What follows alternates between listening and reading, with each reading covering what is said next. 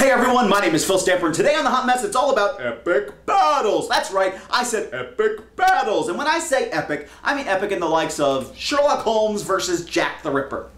As Frogwares Studios and Focus Home Entertainment have announced a new video game for the Xbox 360 and PC called Sherlock Holmes versus Jack the Ripper. That's the kind of epic I'm talking about. But if you want really epic, look no further than the battle that's going on between Superman and Veronica Mars.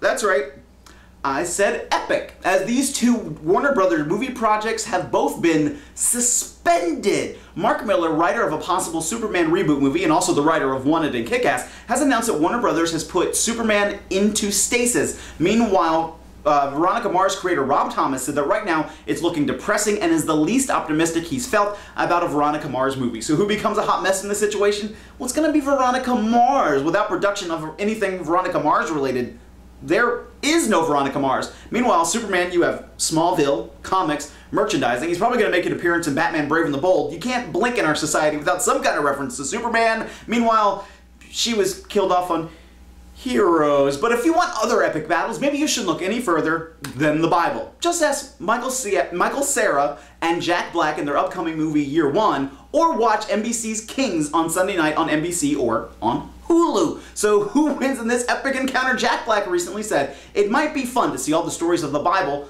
in a modern movie." Meanwhile, NBC's Kings is a modernized version of the story of David brought into modern day, kind of United States. You have to watch it to understand what I'm talking about.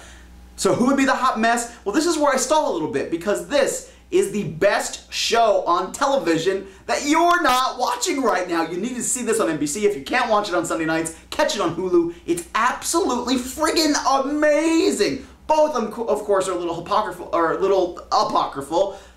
And Year One, though, is going to make oodles of cash for a movie, and if it's done in the style of a Monty Python, it's going to have a tremendous cult following, leaving, well, Kings kind of the hot mess, but you need to watch it. Trust me, it's absolutely amazing. And when it comes to television shows, this is the time of year that casting announcements are made for shows coming out next season, especially brand new shows, like ABC's remake of the show V and NBC's remake of a BBC show called No Heroics. So who would win in this one-on-one counter between No Heroics and V? Well, V has announced casting of Alan Tovolek and Marina Baccarin from Firefly, Lauren Vandervoot, who played Supergirl in Smallville, Morris Chestnut, who was in Boys in the Hood, Scott Wolf from Party of Five, and Joel Gresh from the 4400 in Taken. Meanwhile, NBC's No Heroics has announced Paul Campbell, Tom Riley, and Freddie Prinze Jr. I think V is going to become the hot mess. I think a lot of people are a little burned out on sci-fi. Maybe Star Trek will kind of reinvigorate the sci-fi genre a little bit, especially coming off the Battlestar Galactica finale, and people are kind of still incensed with sci-fi. Of course, they will always be,